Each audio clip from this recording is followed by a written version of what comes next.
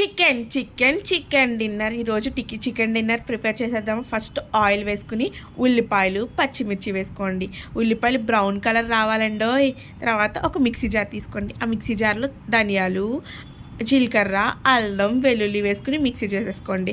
మన ఉల్లిపాయలు brown colour వచ్చేసాయి కదండి. తర్వాత టమోటా వేసుకోండి. ఒక టమోటా వేసుకుని దాంట్లో అల్లం వెల్లుల్లి పేస్ట్ వేసుకుని ఒక 5 నిమిషాలు కలిపేయండి.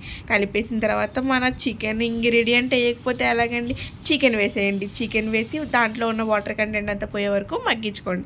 మగ్గించుకున్న తర్వాత ఉప్పు, కారం అన్నీ వేసుకోండి. తర్వాత చికెన్ మసాలా వేసుకుని కొంచెం వాటర్ వేసుకుని కొత్తిమీర వేసుకోండి. ఫ్రెండ్స్, అసలు ఈ అమ్మి టేస్టీ అయినా చికెన్ కర్రీ రెడీ అయిపోతుంది.